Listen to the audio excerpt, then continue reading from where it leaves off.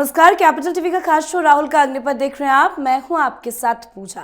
राहुल गांधी अपने जर्मनी दौरे को लेकर बुरे फंसते नजर आ रहे हैं। आरोप है कि राहुल गांधी विदेश जाकर उन लोगों से मिलते हैं जो भारत विरोधी है। आज बीजेपी ने प्रेस कॉन्फ्रेंस कर कुछ तस्वीरें दिखाकर राहुल गांधी को भारत का मीर जाफर बताया और दावा किया कि सत्ता पाने की लालसा में राहुल गांधी के डीएनए में भारत विरोध है और यही कारण है कि वो लगातार देश के खिलाफ बयान देते हैं और देश से ज्यादा विदेश में रहते हैं। पर राहुल गांधी विदेश में है पर देश में उनके खिलाफ बड़ा एक्शन भी हो गया है। दरअसल नेशनल हेराल्ड मामले में गांधी परिवार की मुश्किलें कम होने का नाम नहीं ले रही। 16 दिसंबर को राउज एवेन्यू कोर्ट के फैसले को कांग्रेस ने अपनी नैरेटिव जीत बताकर सड़कों पर ढोल नगाड़े बजाने की कोशिश की। देश भर में विरोध प्रदर्शन, सरकार पर राजनीतिक बदले का आरोप लगाया, लेकिन राजनीति के शोर में कानून अपना चाल चल बैठा और अब खबर ये सामने आई है कि ईडी ने सीधे दिल्ली हाईकोर्ट का दरवाजा खटखटा दिया है। ईडी ने राउज एवेन्यू कोर्ट के आदेश को हाईकोर्ट में चुनौती दी है। तो कैसे फंस रहे हैं राहुल गांधी, आपको बताएंगे, जिस पे चर्चा के लिए मेरे साथ जुड़े हैं कैपिटल टीवी के एग्जीक्यूटिव एडिटर राजीव जी। सर, आपका बहुत बहुत स्वागत है। धन्यवाद। 16 तारीख को जब कोर्ट का फैसला आया था तो कांग्रेस पार्टी बड़ा खुश हो रही थी, लेकिन ईडी अब हाईकोर्ट पहुंच गई। कैसे फंस रहे हैं राहुल सोनिया? देखिए, जश्न अब मातम में तब्दील होता दिख रहा है। 10 जनपद पर ये लोग मीटिंग कर रहे हैं और अभिषेक मनु सिंघवी को बुलाया गया। वहां पर कहा गया कि भाई ये तो जश्न मनवा दिए कि नहीं नहीं ये मामला अब खत्म हो चुका है, क्या हाई कोर्ट में हम कुछ कर पाएंगे? क्योंकि हाई कोर्ट में अब लंबी सुनवाई होगी और सुनवाई केवल इस बात की नहीं होगी कि इसके टेक्निकल पहलू क्या है। पीएमएलए एक्ट पर सिर्फ सुनवाई नहीं होगी कि मनी लॉन्ड्रिंग का चार्जेज इनके ऊपर बिना एफआईआर दर्ज हुए क्यों लागू किया गया। एक प्राइवेट व्यक्ति के, किसी व्यक्ति के कंप्लेन के आधार पर कैसे ईडी ने इन्वेस्टिगेशन शुरू कर दिया, यही टेक्निकल इशू इन लोगों ने उठाया था। यह अभिषेक मनु सिंघवी ने पूरे केस को पढ़ने के बाद देखा कि इसमें सजा तो तय है। सोनिया गांधी और राहुल गांधी दोनों को 7 साल की सजा तय है, क्योंकि मनी लॉन्ड्रिंग के चार्जेज हैं। सारे सबूत सामने दिखाई पड़ रहे हैं कि किस तरीके से क्रिमिनल कॉन्स्पिरेसी की गई। मतलब जब नेशनल हेराल्ड की प्रॉपर्टी को कब्जा में लेने के लिए था, 50 लाख का लोन भरना था, तो उस समय इन लोगों ने क्या किया? उसी वक्त एक कंपनी बनती है यंग इंडिया कंपनी बनती है और 3 महीने के अंदर इसके डायरेक्टर चेंज होते हैं।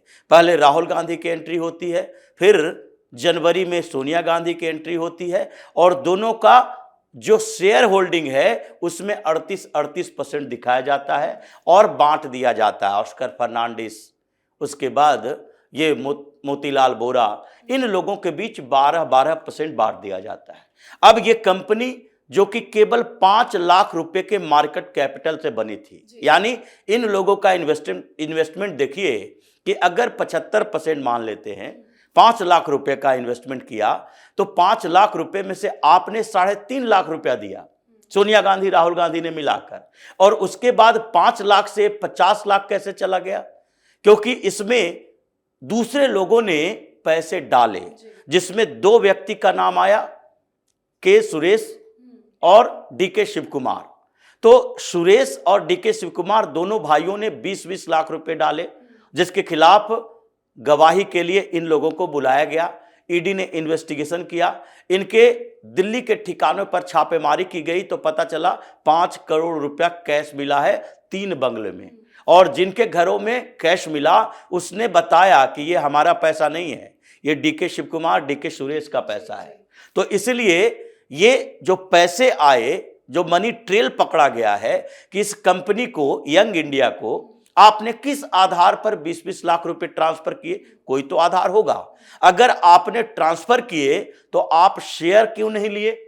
डीके शिव कुमार, डीके सुरेश का भी शेयर इसमें से 20% होना चाहिए, 25% होना चाहिए। अगर 76% का शेयर होल्डर केवल 3.5 लाख रुपया इन्वेस्ट कर रहा है और बाहर से 40 लाख रुपए आ रहे हैं, तो 40 लाख वाले को तो 80% शेयर होना चाहिए। वो शेयर तो सोनिया गांधी राहुल गांधी ने बेचे नहीं, 76% शेयर आपने लिया और उस कंपनी में कोई पैसा डाल रहा है तो वो शेयर के बदले पैसा डालेगा। ये मतलब ये शेल कंपनियों के माध्यम से दिए गए पैसे थे, जिसमें फ्यूचर कॉन्स्पिरेसी दिख रही थी कि भविष्य में हम कौन सी कॉन्स्पिरेसी करेंगे। उसके बाद 50 लाख रुपए का आपने लोन लिया और फिर कांग्रेस का सारा लोन 90 करोड़ का माफ करवा दिया। ये कांग्रेस पार्टी का पैसा, आपका पैसा नहीं था। ये कांग्रेस पार्टी आपकी पार्टी नहीं है। ये कांग्रेस के पैसे आपके इन्वेस्टमेंट के पैसे नहीं है, ये जनता के पैसे हैं। और उसके बाद चंदा में जो पॉलिटिकल एक्टिविटी के लिए दिया जाता है, कॉमर्शियल एक्टिविटी के लिए नहीं, पॉलिटिकल एक्टिविटी के लिए दिया जाता है, वो पैसे हैं। अब इसके बाद आपने क्या किया, आपने पूरी जो नेशनल हेराल्ड की प्रॉपर्टी है उसके 99.9% शेयर सीधे यंग इंडिया को डाल दिया, उसमें मर्ज कर दिया। अब 99% शेयर जब दे दिए तो इसका मतलब है कि एजेएल का, नेशनल हेराल्ड का जो पूरी प्रॉपर्टी है जिसका मार्केट वैल्यू उस समय 2000 करोड़ था, अब तो धीरे धीरे वो 5000 करोड़ माना जा रहा है, क्योंकि प्रॉपर्टी यानी इनके प्रॉपर्टी रियल एस्टेट के प्रॉपर्टी है, कोई बैंक में जमा हुआ पैसा नहीं है। एक नोएडा में सामान्य फ्लैट खरीदता है, 2 साल के अंदर 1 करोड़ का फ्लैट 3 करोड़ का हो जाता है। और ये तो बहादुर शाह जफर मार्ग की उतनी बड़ी बिल्डिंग, मुंबई के पॉश इलाके की बिल्डिंग, मोहाली में बिल्डिंग, लखनऊ में बिल्डिंग, ये सारे का रेट कितने तेजी से बढ़ा होगा जो पॉश इलाके में है और वहां पर कॉमर्शियल एक्टिविटी के लिए है, उस रेट के हिसाब से 5000 करोड़ हो गया। अब 5000 करोड़ में आपकी हिस्सेदारी कितनी है? आपकी हिस्सेदारी 3500 करोड़ से ऊपर की है। यानी एक परिवार, 2 मेंबर, 3.5 लाख का इन्वेस्टमेंट और 3500 करोड़ की कमाई। तो ये जो पूरा मनी ट्रेल जो इन्वेस्टिगेशन के आधार पर ईडी ने रखा, राउज एवेन्यू कोर्ट ने इसको देखा तक नहीं, कहा कि नहीं। जब हम इस पर सवाल उठा रहे हैं कि आपने इन्वेस्टिगेशन शुरू क्यों की, इनिशिएटिव क्यों लिया, तो फिर ये इन्वेस्टिगेशन का मतलब क्या है?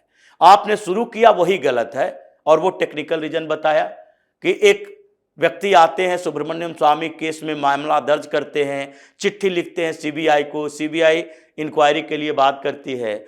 ये राउज एवेन्यू कोर्ट में ही वो मामला चल रहा था। राउज एवेन्यू कोर्ट प्रथम दृष्टया मान लेता है क्रिमिनल कॉन्स्पिरेसी का मामला है। और उसके बाद जब ये मामला आगे सोनिया गांधी, राहुल गांधी को समन करने तक पहुंचती है, तब तक सीबीआई और ईडी इसमें घुस जाती है। लेकिन ऑफिशियल तरीके से, क्योंकि इन लोगों ने सोचा कि कोर्ट का आदेश है कि प्रथम दृष्टया एक क्रिमिनल कॉन्स्पिरेसी है, तो इन्वेस्टिगेशन सीबीआई को होना चाहिए। सीबीआई के साथ ईडी का इन्वेस्टिगेशन होना चाहिए मनी ट्रेल के लिए, जिसमें पीएमएलए के तहत मामला दर्ज किया जाता। लेकिन इन लोगों ने उस आधार पर सोचा कि कोर्ट से इनिशिएटिव हुआ है तो इसका मतलब है कि हमें कोई ऐसा फॉर्मल एफआईआर दर्ज करने की जरूरत नहीं है। लेकिन इस टेक्निकल ग्राउंड को क्या हाईकोर्ट मानेगा? क्या ये मानेगा कि हाईकोर्ट में आपके सारे सबूत को निगलेक्ट कर दिया जाए और एक टेक्निकल पॉइंट को ऊपर रखा जाए?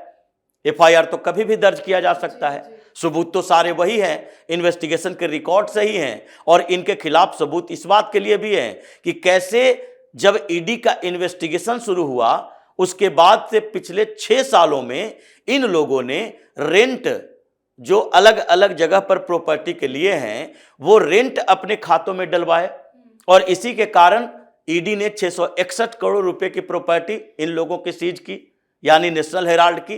तो कोर्ट ने कभी ये नहीं कहा कि नेशनल हेराल्ड की प्रॉपर्टी जो सीज की गई है उसे रिलीज कर दो, अब इन लोगों को दे दो। तो अब हाई कोर्ट में मामला पहुंचा है। इन लोगों को अब समस्या इस बात की हो रही है कि अगर मनी लॉन्ड्रिंग के चार्जेस एस्टेब्लिश हो गए जिसके सारे सबूत हैं तो उसके बाद तो 7 साल की सजा होगी और सोनिया गांधी, राहुल गांधी दोनों बेचैन हैं। अभिषेक मनु सिंघवी को अब जो कुछ दिन पहले तक जश्न मना रहे थे और ये बात बोल रहे थे कि पहली क्लास का बच्चा भी ये समझ जाता कि ये केस फर्जी है, आज ये कहने पर मजबूर हो रहे हैं कि ये केस बड़ा पेचीदा है, इसमें कई तरह के कानूनी दाव पेच लगे हुए हैं, इसलिए हाई कोर्ट में भी इसे देर तक खींचा जा सकता है। मतलब अब ये खींचने पर आ गए हैं। तो ये तो तय है कि नेशनल हेराल्ड का मामला ऐसे नहीं जाएगा, ईडी और सीबीआई की मेहनत बेकार नहीं जाएगी, इन दोनों को सजा होना तय है। मतलब ये केस पीछा नहीं छोड़ सकता गांधी परिवार का। बहुत बहुत धन्यवाद सर समझाने के लिए। तो एक बड़ी मुसीबत में राहुल गांधी फंसते दिखाई दे रहे हैं। दरअसल 16 दिसंबर को राउज एवेन्यू कोर्ट ने सोनिया गांधी और राहुल गांधी के खिलाफ ईडी की चार्जशीट पर संज्ञान लेने से इनकार कर दिया था। कांग्रेस ने उसी दिन से इसे क्लीन चिट का पर्याय बनाकर पेश किया, मगर ईडी ने साफ कर दिया कि यह अंत नहीं, शुरुआत है। अब उसी आदेश को चुनौती देते हुए ईडी हाईकोर्ट पहुंच चुकी है। यानी केस फिर से बड़े मोड़ पर है और राहुल सोनिया पर खतरा है। तो आप भी अपनी राय कमेंट करके लिखिएगा। देखते रहिए कैपिटल टीवी। नमस्कार।